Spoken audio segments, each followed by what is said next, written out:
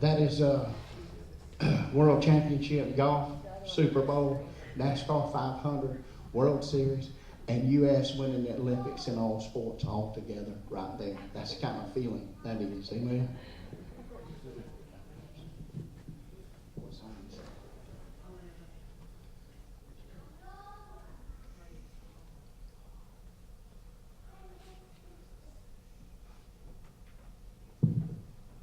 I just feel good all over after that.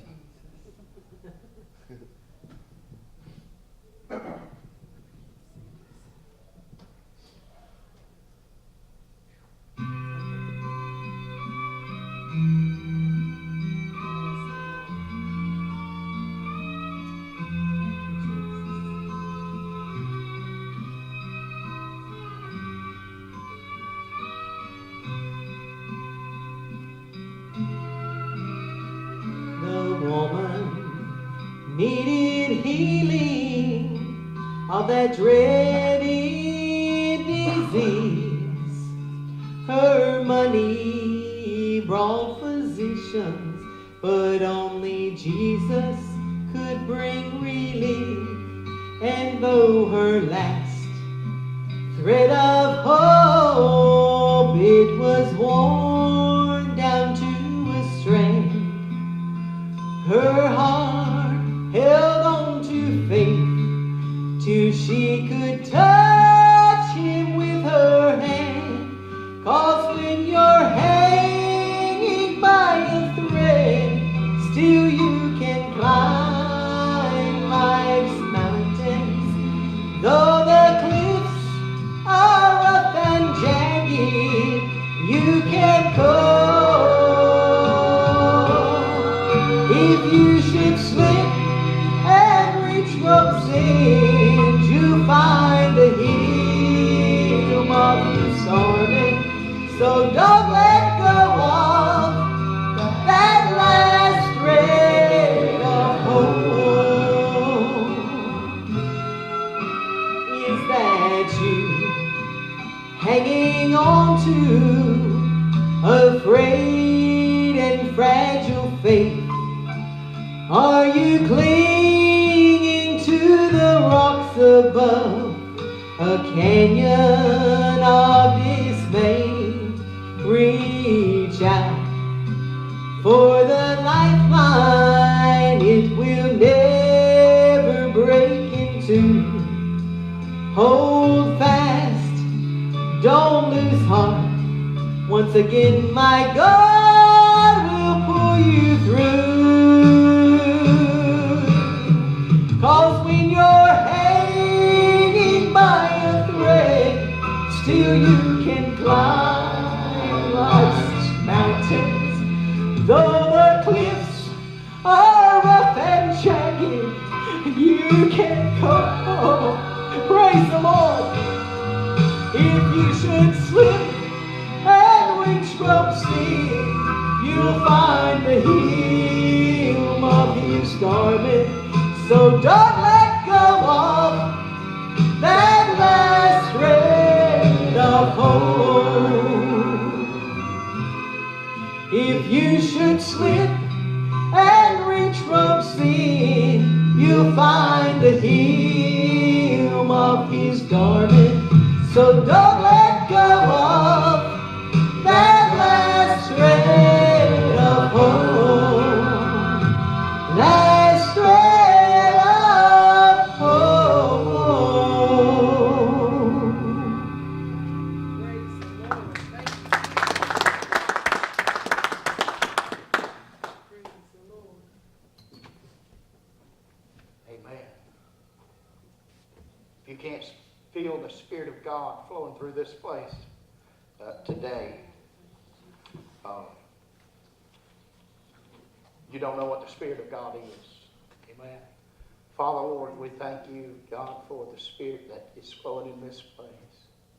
And then, God, that one that may not be able to sense that Spirit and be able to identify with that Spirit. Lord, I pray today that they be able to know you and to know that sweet savor and that sweet Spirit as it comes through. God, as we read the Word of God, I pray that you would just bless and anoint in this time. And we thank you in Jesus' name. Amen. Amen. In the book of Corinthians, 1 Corinthians chapter 1. 1 Corinthians chapter 1. And while you're finding your place, I'll tell you, I decided to turn over a brand new leaf. Decided that I would start taking care of my body better. And so today we joined Planet Fitness yesterday, so that I can take care of my body a little bit better.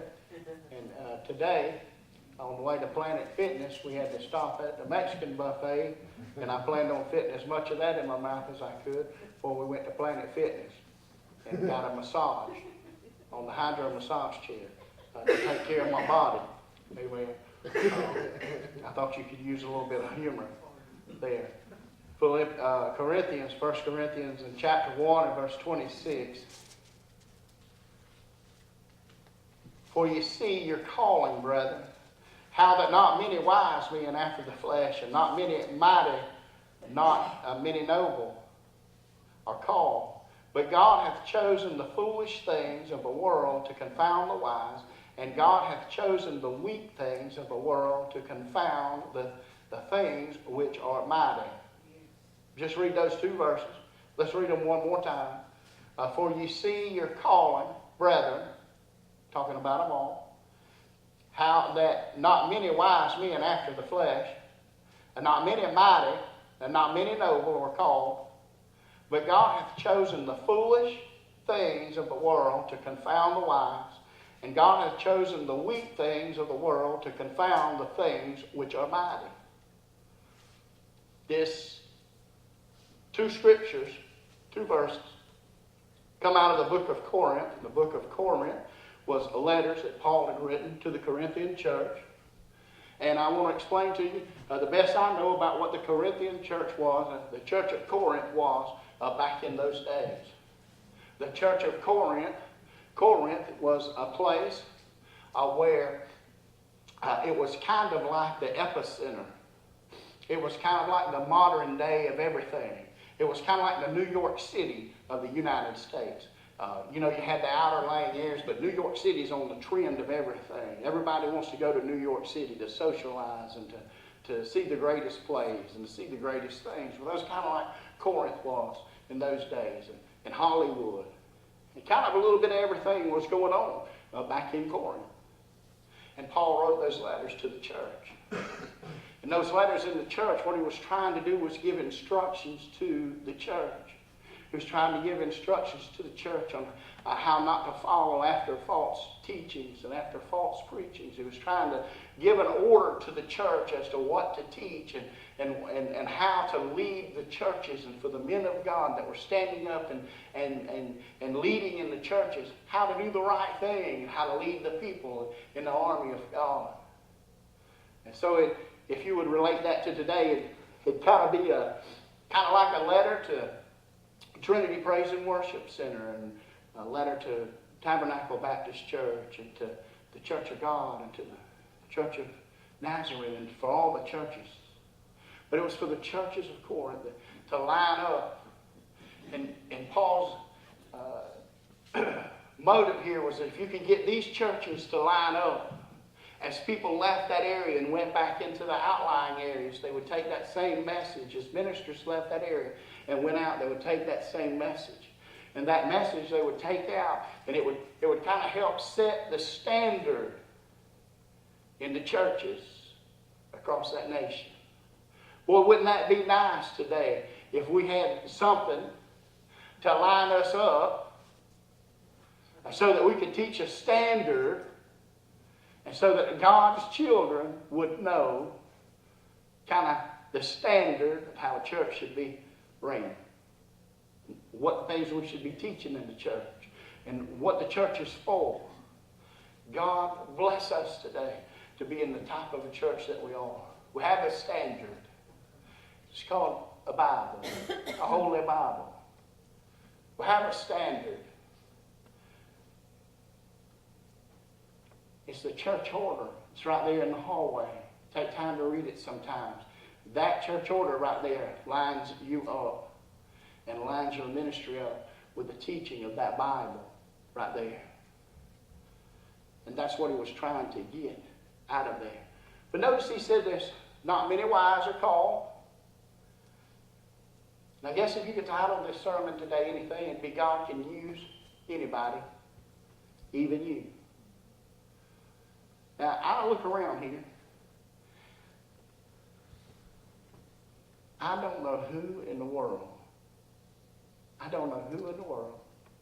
would say, let Ricky Stone be your assistant pastor. Let Ricky Stone be your assistant pastor. Boy, you lined up great on that one.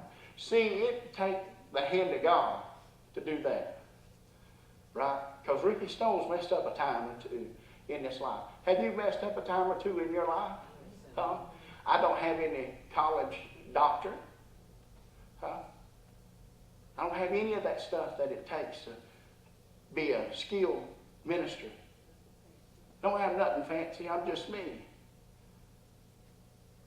Whoever made that choice might need to have their head examined. I'm just kidding. But what I'm telling you is, God can take something little. God can take something little. God can take something that the world wouldn't use. Listen, I could go in and sit down at Exxon and do an interview and they'd laugh me out of there. I could go to most places and most businesses and do an interview, and based on my education level of 10th grade, based on my job history of driving a truck and being a prison guard and selling cars, I would not qualify for the job. Couldn't. But God took something little and made something out of it. God will take you and make something out of you. Who's the smartest one here? Raise your hand. Nobody wants to challenge that. Nobody wants to be included in on that.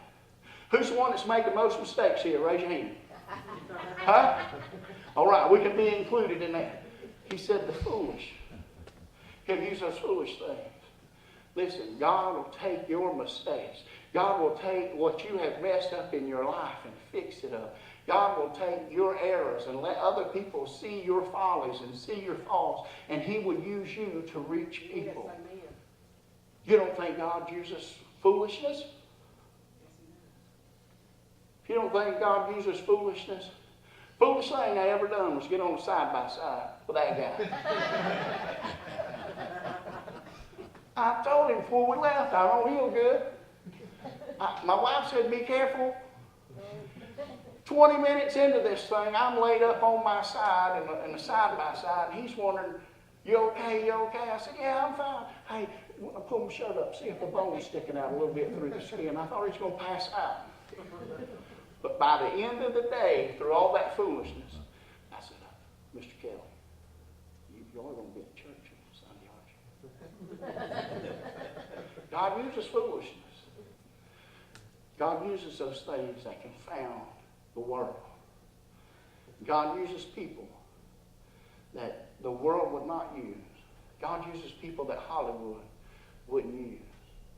Some of the greatest men of God that preached the greatest sermons that have ever been preached would never get a role in a starring film in Hollywood.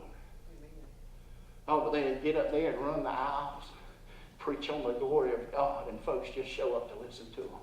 They'll start preaching and going around the church. Next thing you know, they're up on the pews, walking the pews from one pew to the other, and the church is shouting for the glory of God. You put them in Hollywood, they wouldn't even make a good actor on the Andy Griffith show. But they'll be out there preaching the Word of God, and folks are shouting. You may not think that because you've been heartbroken, you may not think today because you've been troubled down and burdened, you may not think today that because you've made a whole bunch of mess out of your life. You've wrecked your life a time or two. But God will use your wreck to bring somebody else through. God will use your wreck to bring somebody else through.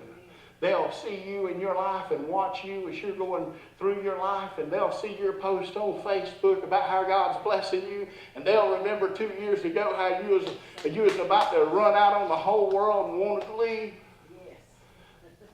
They'll remember that and say, hey, what is that she's got? What is that he's got? I want some of that. Then they'll start following your post to see where you're going to church. And then they'll keep following your post to see what you're posting. And then they'll keep following your posts and keep following your posts. And the next thing you know, they'll show up on Sunday and you didn't even invite them. Facebook invited them because they've been watching your life through Facebook. But 2 years ago, they wouldn't give you a plug nickel. They were laughing at you because they thought you was going to jump off the side of a cliff. Connie posted something today that says, the storm in your life didn't come to tear you down, it come to clear the way. It come to clear the way. Amen. How many people need a way cleared today? Yes. Amen. I'm glad today my way is clear. Yes. But just when you think that, you know, God uses some of the craziest people. He uses me and I'm crazy about most of them. But God uses some of the craziest people. He uses some of the craziest circumstances. Think about the circumstances that God uses. And then God uses your situations. God uses your situations. God uses your follies. Not only does He use that, but He uses your tragedies. He uses your tragedies. I want you to think about this. Connie bragging on the Lord a while ago. I want to tell you, Connie would have invited somebody to church a few years ago, sitting in that hospital. If she'd invited somebody to church, they said, well, you going to church, where are you going? God ain't helping you out. You died of cancer. But she had the faith. She held on to that last thread of hope. And I want to tell you, when folks see Connie posting about how good God's, I see it all the time. And they'll say, oh, you look good, girl. You look good, girl. And she does look good compared to what I'm telling you. And God uses those things. God uses those circumstances. And God may have very well put you through that to bring that one in. Might have brought you through that to bring those little youngins in. God used that in your life. God uses the strangest things to bring people in. And then I wonder today, what God is using right now to bring you in. What God is using right now to bring you in. What God is using right now to keep you in. Because there's some that ain't in today. Huh? There's some that are here, but they're not in. What God's using to bring you in. God's using other people. God's using circumstances. God's using people that the world would never use to bring you to a place so that He could talk to you, so that He could break your spirit, so that He could tell you that you need to come unto Him and come unto the altar, the old-fashioned altar, and kneel and pray to a God that gave His only begotten Son, that whosoever shall believeth in Him shall not perish but have everlasting life, who lived 33 and a half years on this earth and walked this earth in sinless fashion, only to lay His life down and to be beaten by a cat of nine tails, only to be sitting on a cross one day thinking, everybody has forsaken me. And He could have called 10,000 angels to free Him from that cross. But yet He stayed. And He bled and died so that you might have life and have it more abundantly. And the earth went dark. And they placed Him in that tomb. They put guards on that tomb to make sure that nobody come and steal the body of Jesus. They put guards on that tomb to make sure that nobody tried to play a trick on them. Put guards on that tomb to make sure Jesus didn't get out. But I want to tell you on that third day, if you're sitting here today and you don't know what that love of God is, you will never know love until you've known the love of God. You will never know love until God has come into your heart. And it'll make you look at people different. It'll make you love your family more. It'll make you love your friends more. It'll make you love your wife more. It'll make you love your husband more. It'll make you just love life more. If you're struggling with life right now, just a little bit of dose of God, a little dose of Jesus, fix you right up. There ain't but one place you'll be able to get that. Can't get it at Walmart. Can't get it on Amazon Prime. You can't even get it on Primetime TV. Only place you're going to be able to get it is old-fashioned altar right here. Heavenly Father, Lord, I pray as this service comes to a close, God, I pray that you would take the few words, God, that you would embed those in hearts right now. God, I pray that you would manifest that word. God, that you would plant that seed. God, that seed would be watered by the Holy Ghost of God, and that seed would develop. God, that those that don't know you would come to know you, so that they might have life and have it more abundant. Lord, we thank you in Jesus' name. As the altar's open, if you need prayer, you come.